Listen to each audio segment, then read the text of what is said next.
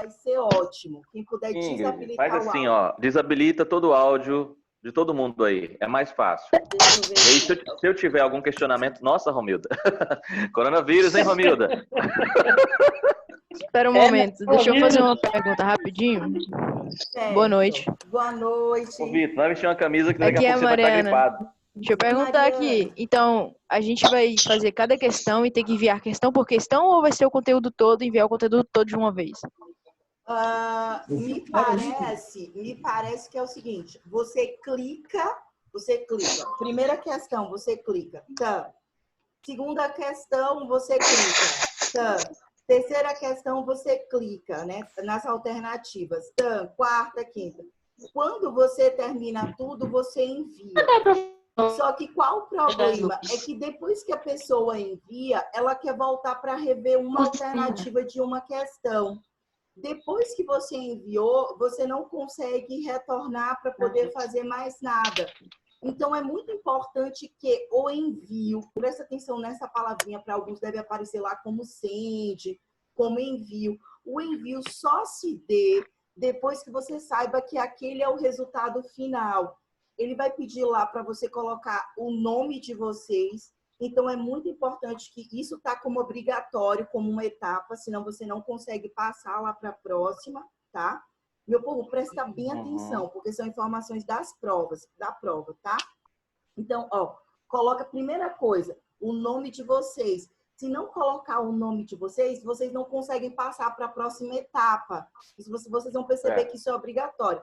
Segunda situação, o e-mail de vocês, tá? O e-mail de vocês. Eles vão exigir lá o e-mail de vocês. Então, coloca lá o e-mail, um e-mail que esteja cadastrado.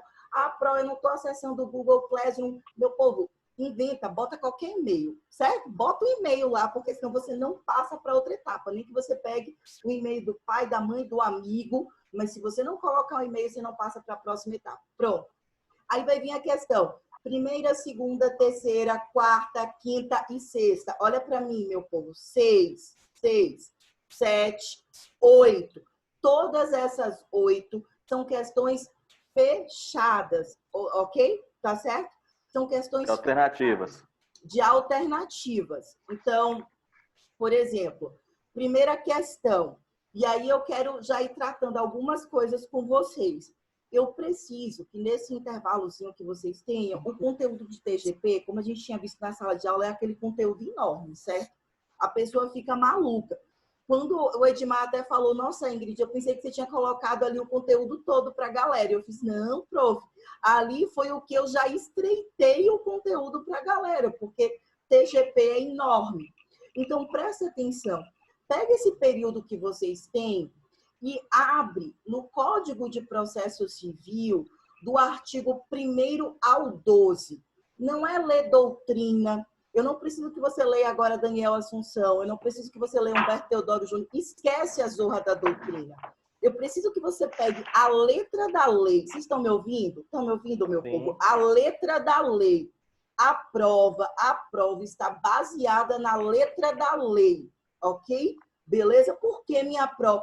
Porque eu adoraria ter trabalhado muito mais a doutrina com vocês. Quem pensa A, quem pensa B. Quando o professor Fred Didier diverge do Daniel Assunção. A gente não teve esse tempo. Então, sendo práticos, a letra da lei não tem confusão. Então, eu quero que você pegue aquele artigo 1º, 2º, 3º, 4º, 5º, 6º, 7º, 8º, 9º, 10º e 11º. Lê. Se você ler, você consegue responder 2 questões fechadas. Só fazendo a leitura do artigo 1º ao 11. Cuidado, olha para mim, cuidado com as pegadinhas. Me dá um exemplo. Será permitida a arbitragem na forma da lei? Eu não estou com o CPC aqui aberto, salvo engano, artigo 3º. Ou então, quando o CPC diz assim, olha, sempre que possível, o Estado vai incentivar que os conflitos sejam resolvidos por meio da autocomposição, por meio da mediação. E aí ele começa a citar os defensores públicos, os promotores públicos, os advogados, as partes, o juiz. O que é que a sua prof fez? ela começa a mudar. As partes devem promover. Apenas as partes devem promover a mediação e a conciliação. Só as partes que devem promover a mediação e a conciliação.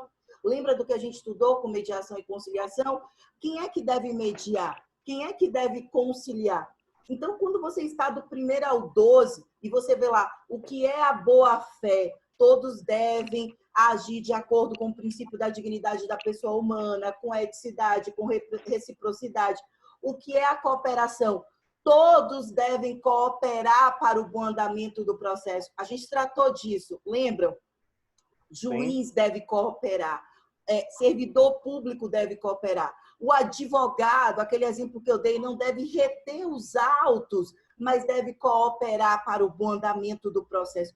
Por que eu estou contando isso? Não pisco o olho, porque o detalhe está nas pequenas coisas. Então, quem vai com pressa, eita porra, tô matando a pau. Calma, respira. A prova não está uma prova difícil, está uma prova fácil, mas que se você vai assim, não, mediação, de fato, a mediação, as partes devem sempre que possível optar pela mediação, mas espera aí, só as partes, o Estado deve incentivar isso? Deve, lembra o novo paradigma do CPC 2015 que a gente estudou? Então, quando a gente está falando ali sobre o princípio da publicidade, sobre o princípio da paridade de armas, tá? Tomem cuidado, em especial, com aquela questão do contraditório. Por quê? Porque eu conversei com vocês o seguinte, olha, lembra quando a gente estudou o que era processo? O que é processo? As teorias sobre o processo. O processo, por fim, vai ser uma relação jurídica animada por um contraditório, que é quando a gente junta Bilow e faz a Lari. Lembram disso? Amores, o novo CPC 2015, e aí vocês vão fazer essa leitura do artigo 1º ao 12, ele diz assim, olha, o magistrado, ele não deve decidir, ainda que se trate de matéria de ofício, sem que antes ele tenha dado oportunidade às partes de se manifestarem. Ou seja, ainda que o juiz saiba que aquela matéria vai prescrever, ainda que o juiz saiba que aquela matéria vai decadenciar, não importa. O juiz, antes de decidir, prescreveu, decadenciou, nulo de pleno direito, ele vai ter que ouvir as partes. Por quê? Porque o CPC 2015 vai privilegiar, presta atenção no que a PRO está dizendo, ó, presta atenção, resposta de prova. O CPC 2015 vai privilegiar essa teoria, que é a teoria da relação jurídica, tá? Animada pelo contraditório. Então, amores, leiam do 1º ao 12, não agora, mas a gente vai ter 30 minutos, porque a nossa revisão vai das 7 até as 8. A nossa prova só vai começar 20, né? 20h30, 8h30, 20h30 da noite, então vocês vão ter 30 minutos. Então, você vai utilizar a sua memória rápida, vai abrir aí a letra da lei e vai fazer essa leitura do artigo 1º ao 12.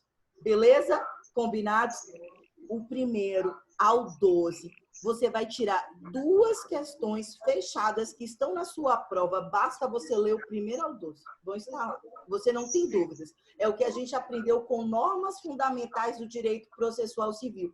Não tem como você passar para a próxima etapa se você não sabe essa ideia, o princípio, a base do processo civil. Beleza? Mas, amores, prestem muita atenção. Outra questão fechada, é uma questão fechadinha, não está no CPC, está numa lei própria, que foi a lei que a gente estudou, a lei da arbitragem. Vocês estão lembrados da lei da arbitragem?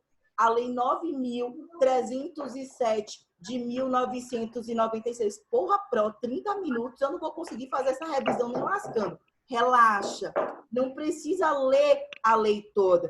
Você vai pegar do artigo 1º até ali mais ou menos o 6º da Lei 9.306 de 1997, que é a lei da arbitragem, beleza?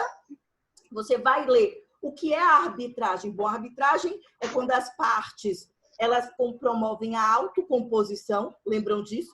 De comum acordo, elas escolhem um árbitro ou uma câmara arbitral. Amores, Qual a lembrei. diferença da arbitragem? Ou melhor, quais as diferenças da arbitragem? É gostoso demais. Porque a arbitragem, eu posso escolher a matéria de direito que vai regular o meu litígio, desde que as partes estejam de comum acordo. Beleza? Ingrid. Oi? 7h17, né? Você já vai entrar na revisão. Você já não quer trancar os microfones aí? Porque tá chegando ruído. Tá, deixa eu dar uma tranca. Deixa eu ver se eu. É onde eu coloco o multi agora, né? Pera, deixa eu ver aqui. Multi. Deixa eu ver se foi. Foi.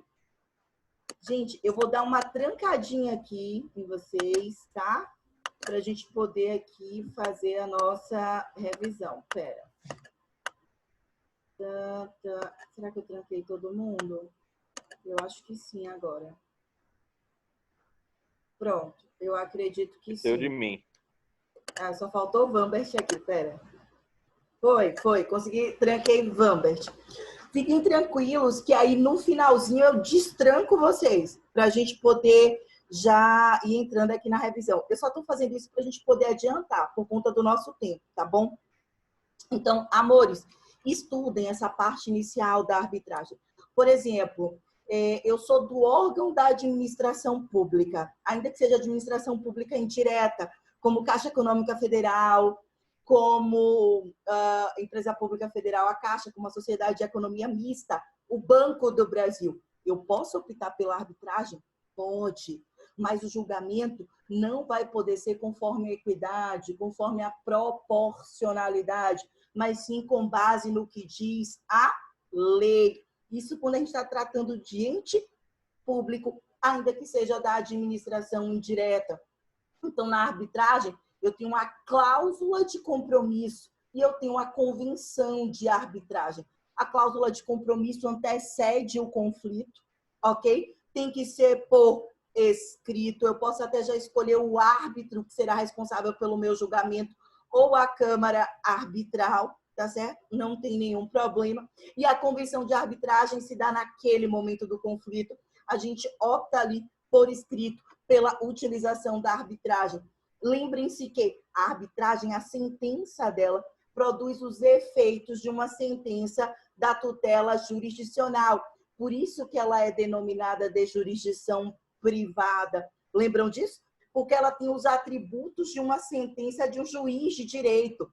A sentença do juízo arbitral é coercitiva, ela é definitiva, ela é autoexecutória, ela é imutável. Mas como ela não é proferida pelo Estado juiz, e sim por um particular, ela então passou a deter essa natureza, que é a natureza de jurisdição privada, ok?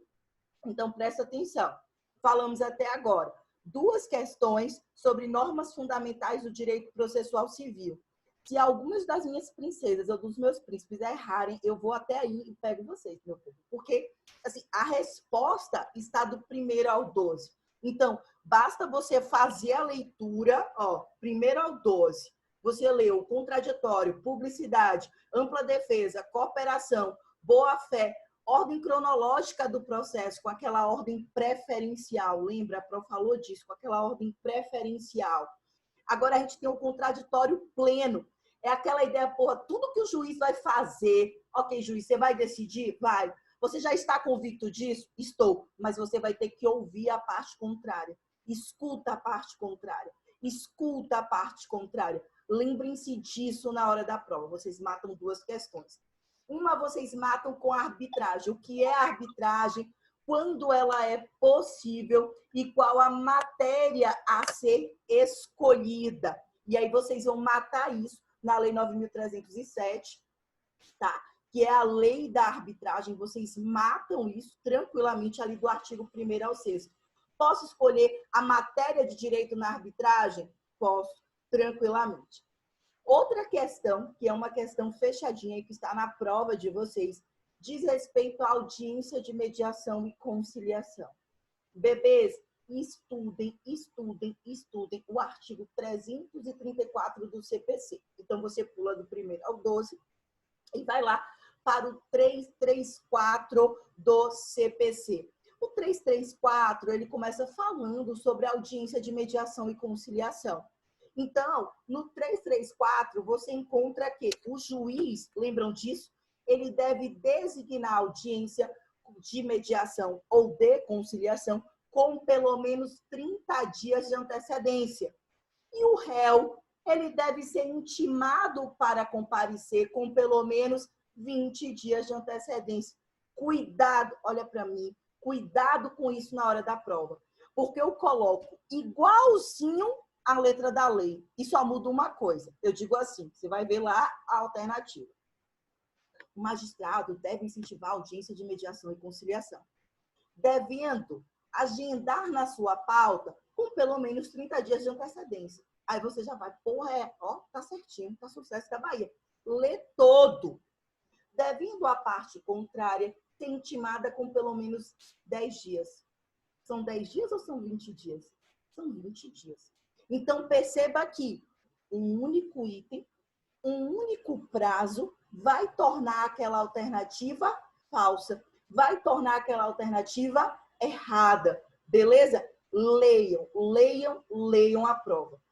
Eu vou lá, ainda nessa parte da audiência de mediação e conciliação, por exemplo, e pergunto para vocês a respeito de, olha, quando é que o litígio, a gente viu isso em sala de aula aqui, né? EAD, online, quando é que o litígio, ele não comporta audiência de mediação e conciliação.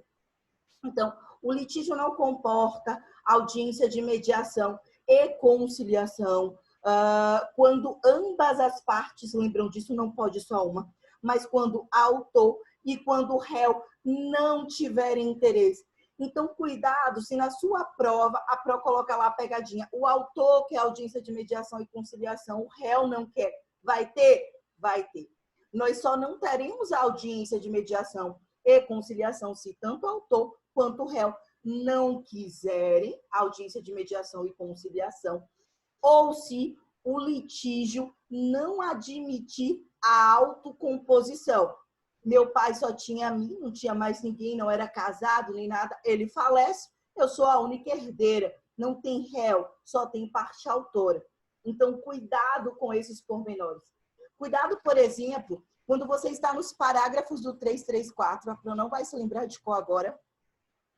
Não vou me recordar se é o parágrafo 6º, tá? Não vou me recordar se é o parágrafo 6º do 334, depois vocês dão uma olhadinha. Quando diz assim, olha, faltar de forma injustificada a audiência de mediação e conciliação se constitui em ato atentatório à dignidade da justiça. Corretíssimo. Beleza? E deve ser paga uma multa. De quanto é essa multa? De quanto é essa multa? Olha para mim, 2%. 2% sobre ali o valor da causa. Aí você sabe o que eu faço na hora da prova? Eu boto 5%. Eu coloco 10%. Ou seja, cuidado com esses detalhes, porque você lê, não é ato atentatório à dignidade da justiça. Porra, é essa aqui? Então tá certo, tá? Tem que ter muito cuidado com isso. Ou quando eu coloco que entre uma audiência e outra, você tem que observar pelo menos um distanciamento de 6 meses, quando na verdade não se pode ultrapassar, segundo o CPC, um distanciamento de mais do que 2 meses. Não se pode ultrapassar entre uma audiência de mediação e outra audiência de mediação mais do que 2 meses. A multa é de apenas 2%. Cuidado com esses detalhes, tá bom? A outra coisa é o seguinte, entre uma audiência de mediação e outra, existe um intervalo mínimo. Então, não dá para marcar uma audiência de mediação com Romilda 19h26 e uma com Larissa 19h30. Porra, meu povo! Já pensou uma mediação? E aí, Romilda, minha sister, e aí, Larissa, minha brother, querem mediar? Não dá. Tem que ser observado um prazo mínimo. Segundo o CPC, esse prazo é de 20 minutos. O que eu faço na hora da sua prova? Coloco que esse prazo é de pelo menos 30 minutos. Então, cuidado com esses detalhes, tá? Muito cuidado. E com isso, vocês matam ali uma questão. Mais um. Amores, outra situação, e agora não está no CPC, por isso eu quero que vocês deem uma lida, é na lei da mediação, que é a lei 13.140, não é a do CPC. A do CPC é a 13.105, tá? É a da mediação. Repete? Repito. É a lei 13.140, lei 13.140 de 2015. Essa lei, ela trata só sobre a mediação. Eu citei em sala de aula. E eu quero ressaltar, como eu ressaltei da arbitragem, porque às vezes vocês ficam focadinhos só no CPC ou só na doutrina. E esquecem de verificar a letra da lei. Amores, é nessa lei da mediação que fala que para você ser mediador, basta você ter graduação em qualquer nível superior há pelo menos 2 anos, ou seja, não precisa ser bacharel em direito, beleza? Há pelo menos 2 anos e ter aquele curso de capacitação do CNJ. É esta lei que difere o que é mediação quando eu tenho uma relação anterior, quando eu estou diante ali de vizinhos, de familiares, porque eu estou buscando a causa, o que originou o conflito. Distinguindo da conciliação, quando eu não preciso ter relação anterior, acabei de conhecer a Laura, topei com o Vambert agora, neste momento, tá? E eu vou em busca, não é da causa, eu tô nem aí para a causa, se a pessoa estava bêbada no dia, se não estava de bom humor, se está passando por algum probleminha. Não, eu vou para a solução. Como é que faz para resolver? Quem vai pagar quanto para quem? Vai pagar de que forma? Quantas parcelas? Beleza? Nessa mesma lei, ela trata em uma partezinha dela, a Pro não vai se lembrar agora qual artigo, eu não sei se é o artigo 2º da lei de mediação, ou é o artigo 3º, eu acho que é o artigo 2º, que fala lá sobre os princípios da mediação. Você vai ler assim, ó. Esta lei rege-se pelos seguintes princípios, ou seja, os princípios que regem a mediação. E esses princípios a gente tratou na sala de aula, mas às vezes por um detalhe vocês acabam se confundindo. Então vai dizer, olha, na mediação e na conciliação, os agentes têm que ser informais, meu povo, informalidade, ok? Eles precisam ser informais. A Pro ainda deu o exemplo. Eu vou para a mediação assim, ó, com essa roupa, sem terno. Aí o que eu faço?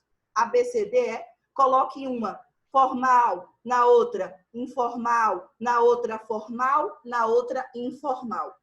Então, se você já sabe quais são os princípios, fica muito mais fácil para vocês. Então, olha, pelo princípio da boa-fé, pelo princípio da busca consensual dos conflitos. Perceba que na mediação, a gente não vai ter a publicidade, é distinto, nós estaremos diante da confidencialidade. Lembram-se disso? Não dá para sair por aí depondo. Olha, a Laura brigou com o Vambert, o Luan discutiu com o Manuel. Já pensou se eu saio por aí contando sobre tudo que eu vejo na mediação ou na conciliação, seja judicial ou seja extrajudicial? Então, existe um dever de confidencialidade, oralidade. Cuidado, porque eu vou brincar com isso, a gente vai ter uma questão só sobre isso. Então, vocês precisam verificar aí os princípios que regem a mediação, beleza? Deem uma lida no artigo 1º, no artigo 2º, no artigo 3º, vocês vão ali 4, o 5º, o 6º, o 7º, mas ainda que seja uma lida rápida, porque vai trazer essa ideia da mediação, de que eu posso ter mais de uma audiência de mediação, de que na mediação extrajudicial, por exemplo, a gente pode escolher qual será o mediador ou quais serão os mediadores. Eu poderia ter a Larissa, eu poderia ter a Nicole, eu poderia ter o Neto, o Paulo, 5 pessoas mediando dentro de uma única mediação, com várias sessões pró. Isso é possível? É possível.